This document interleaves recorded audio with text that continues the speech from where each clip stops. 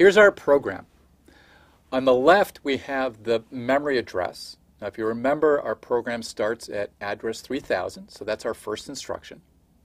And then we have a number of 16-bit binary values. These are the actual instructions. Remember that our hardware can understand binary, and so our instructions are just a bunch of ones and zeros.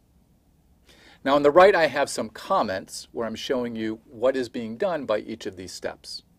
Now, the leftmost bits are the opcode that tell us the type of instruction that we have.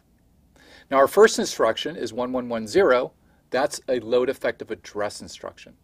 The next 3 bits are 1, which tells us that we're loading register 1, and the rightmost 9 bits are our offset. Now, remember, our first number is located at hex 3100, and our PC right now is 3001. By adding this offset to 3001, we get 3100, which we load into register 1. Now we have a pointer to our first number in our list. Now the next instruction will initialize R3, our running total, to 0. It's an AND instruction that's an immediate instruction where we're ANDing R3 with the immediate value 0. So the result is going to be 0, and we're going to store that back into R3.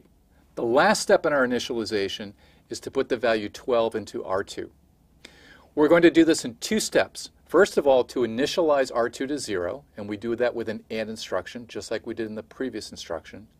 Once we have R2 to be a 0, we can add the constant 12 to it in order to get the value 12 into R2. The next instruction is the first instruction in our loop.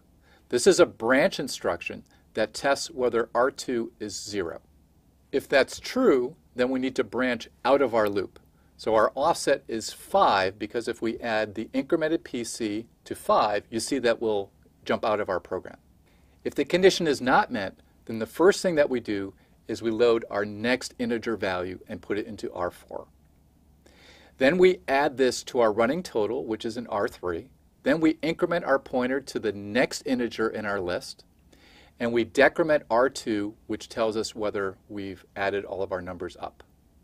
Then our last instruction is a branch back to the beginning of our loop, which is location 3004.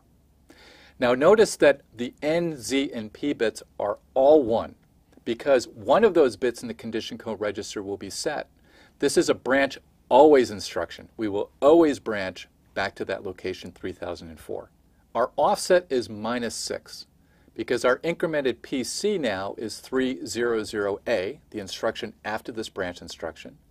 If we add -6 to that, then we get 3004, which gets us back to the beginning of our loop. And we'll continue to execute this loop until R2 becomes 0.